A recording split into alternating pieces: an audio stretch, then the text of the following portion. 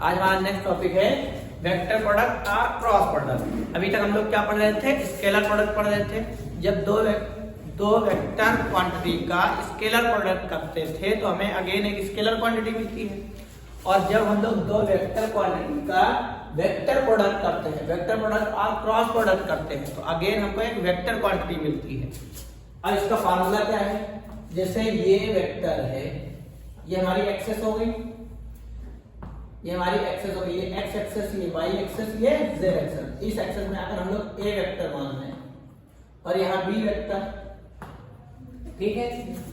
और अगर इसका ए वेक्टर क्रॉस बी वेक्टर निकाले, पहले डॉट वेक्टर निकालते थे, अब क्रॉस वेक्टर निकालेंगे, तो इसका फार्मूला आता है ए मॉड ए वेक्टर और mod B vector sine theta, और यहां आता है एन के, जो डायरेक्शन को बताता है। अगर दो वेक्टर हैं, उनका क्रॉस प्रोडक्ट कर रहे हैं, तो हमको वेक्टर क्वांटिटी मिलेगी, और वेक्टर क्वांटिटी है तो उसकी डायरेक्शन भी होगी, तो उसकी डायरेक्शन ये एन के शो करता है। डायरेक्शन निकालने का तरीका, जैसे ए वेक्टर ये हो गया और बी वेक्टर ये है, इनके बीच का एंगल क्या है? थीटा, और ए वेक्टर क्रॉस बी वेक्टर, इन दोनों का प्रोडक्ट करेंगे तो हमें एक वेक्टर मिलेगा। मान लेते हैं वो मिला सी वेक्टर, और सी वेक्टर की अगर डायरेक्शन पूछे तो कैसे निकालेंगे? राइट हैंड का यूज करेंगे, राइट हैंड स्क्रू रूल। कैसे? जो पहले लिखा है उसकी तरफ ऐसे फैलाओ हाथ फिंगर्स को, और जो दूसरा वेक्टर है उसकी तरफ घुमाओ बी की तरफ, तो जो अंगूठा होगा वो थर्ड वेक्टर की डायरेक्शन को बताएगा। समझ गए? तो किधर की तरफ होगी? बाहर की तरफ। थर्ड वेक्टर जो हमारा होगा बाहर की तरफ, उसकी डायरेक्शन होगी। समझ गए? एक और लिख के देखें, जैसे ये लिखा है बी वेक्टर ये मान लो और ए वेक्टर ये मान लो, और अब क्या है? B vector cross a vector निकालना है। B vector cross a vector मान लेते हैं आएगा सी वेक्टर, अब सी वेक्टर की डायरेक्शन पूछे तो अब बी वेक्टर की तरफ अंदर की तरफ होगी, पहले वाले वेक्टर की तरफ रखो और दूसरे वाले वेक्टर की तरफ घुमाओ। जो अंगूठा होगा, थंब होगा, वो किसकी डायरेक्शन में बताएगा? थर्ड वेक्टर की डायरेक्शन को बताएगा। इतनी चीजें क्लियर हो गई? A vector dot B vector समझ में आ गया? A vector dot B vector sine theta n के unit vector along the direction of A vector cross B vector के। ओके, अब जैसे दो वेक्टर है, पहला का फॉर्मूला ये हो गया, अब दूसरा आता है area of parallelogram. Area of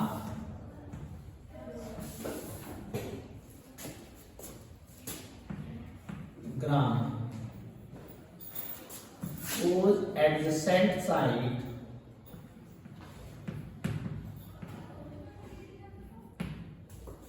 are a vector and b vector है।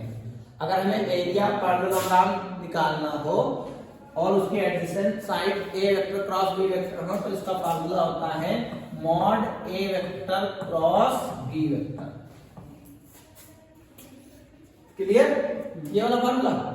अब इसी में अगर वेक्टर एरिया ऑफ पैरेललोग्राम पूछे, vector area of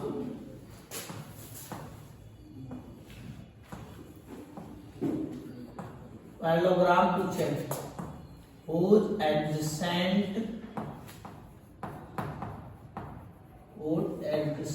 sides are कौन सी हैं? ए वेक्टर एंड बी वेक्टर। तो उसका फार्मूला हो जाएगा ए vector cross B vector, bracket में ये मॉड लगा है, मॉडुलस नहीं करना है। इतना क्लियर हो गया? उसके बाद हमारा आता है थर्ड क्या है? Area of triangle area of triangle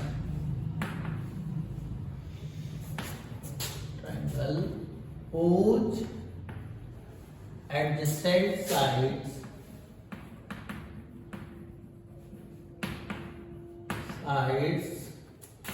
are a vector and b vector। तो क्या होगा formula 1/2 a vector cross b vector, ये होगा क्लियर।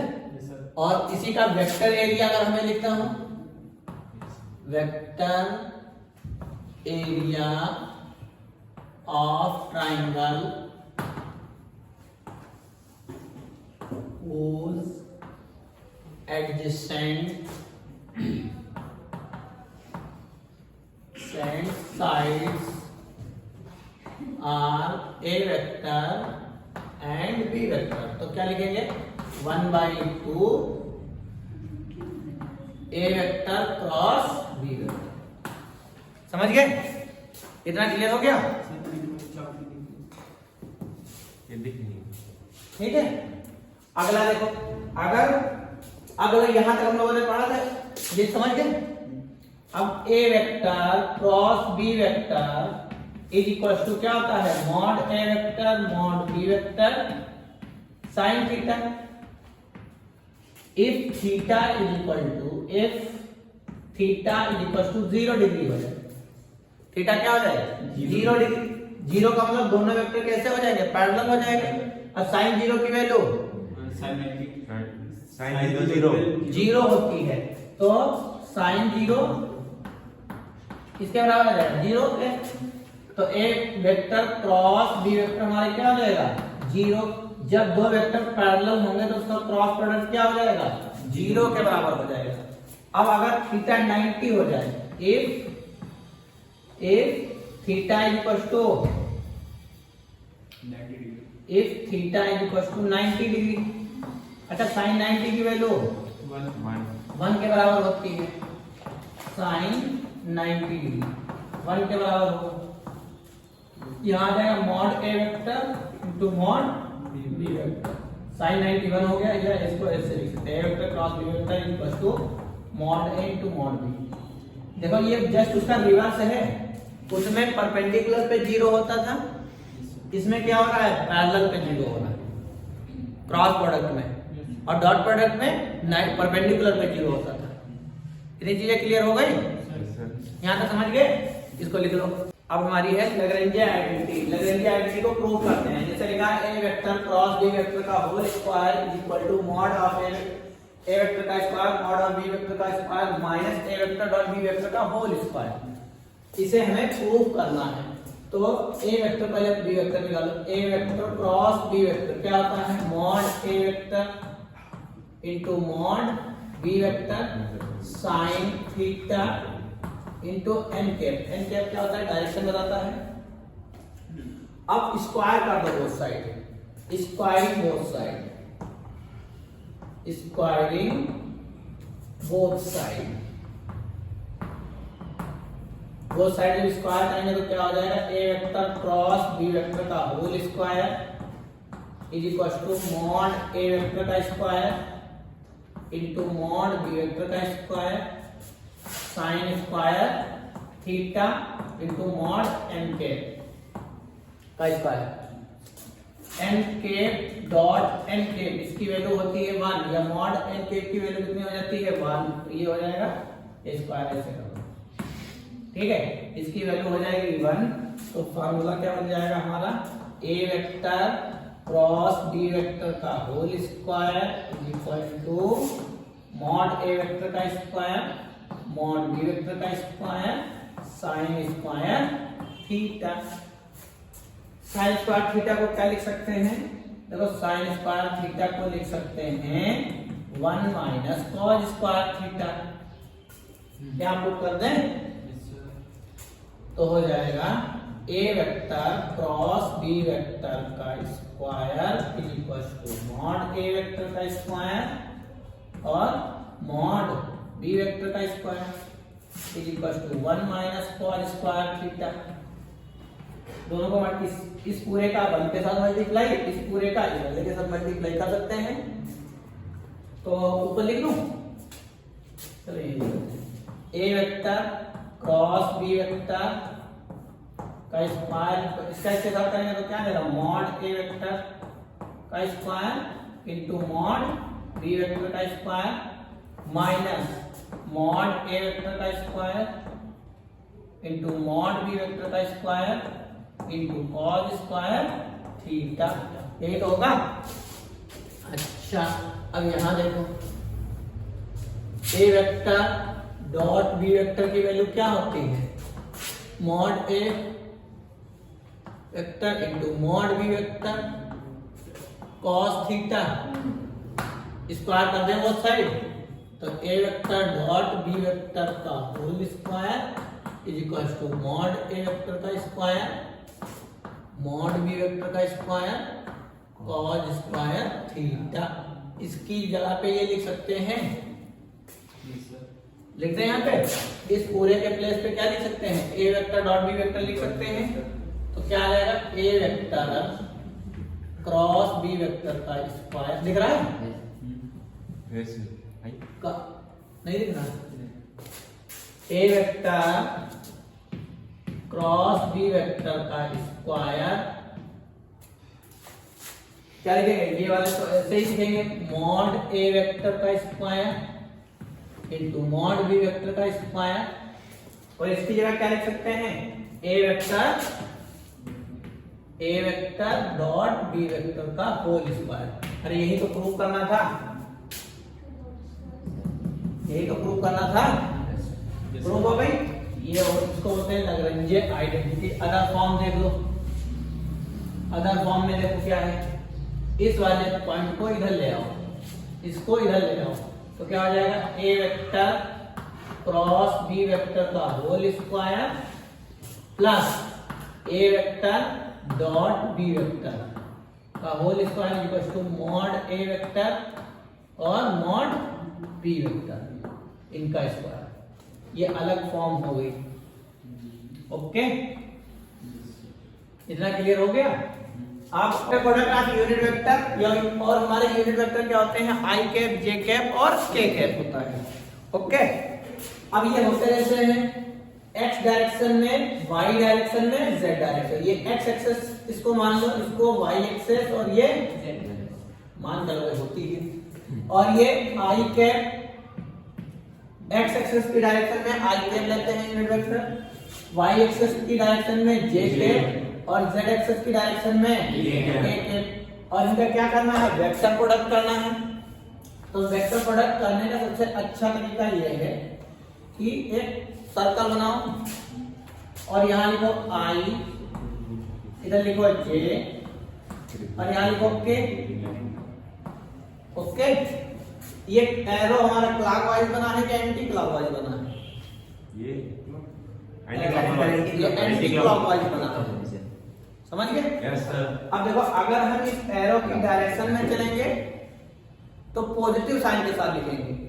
कैसे, जैसे आई क्रॉस जे, तो उसके आगे जो लिखा है वो लिखो, आई वेक्टर क्रॉस जे वेक्टर, तो किसमें आएगा, के बराबर आएगा। ओके, जे क्रॉस के लिखो, जे क्रॉस के किसके बराबर होगा, आई के, और आगे के क्रॉस आई, के क्रॉस आई, के।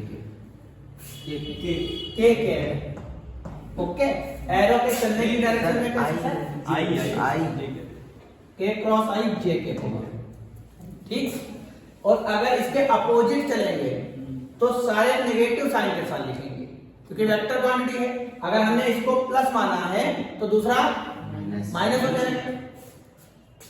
आप देखो, अब इसके अपोजिट अगर एरो पे चलेंगे तो माइनस साइन के साथ, जैसे आई क्रॉस के किसके बराबर आएगा, आई क्रॉस के माइनस जे के बराबर आएगा, जे के क्रॉस जे माइनस का आई। अच्छा, आई क्रॉस जे और जे क्रॉस आई, जे क्रॉस आई, ये माइनस का के।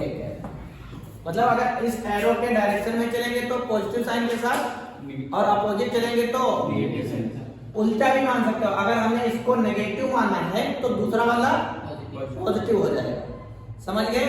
अब एक चीज और यहीं लिख देता हूं, आई क्रॉस आई, जे क्रॉस जे और के क्रॉस के इज इक्वल टू 0 के बराबर हो जाएगा। क्यों? क्योंकि इनके बीच का एंगल कितना हो जाएगा? 0 डिग्री। 0 डिग्री हो जाए, उसका रिवर्स है, आई डॉट आई 1 के बराबर होता था, बट यहाँ ऐसा नहीं है। आई क्रॉस आई 0, जे क्रॉस जे 0, के क्रॉस के 0, सब किसके बराबर हो जाएंगे? 0 के बराबर। अदर के साथ सब क्या निकलेंगे? वैल्यू निकलेंगी। ओके, अब एक क्वेश्चन करते हैं, एक कुछ पे जैसे ए वेक्टर हमारा दिया है, ए वेक्टर गिवन है a1 i के प्लस a2 j के प्लस a3 k के, और b वेक्टर हमारा है b1 i के प्लस b2 j के प्लस b3 k के।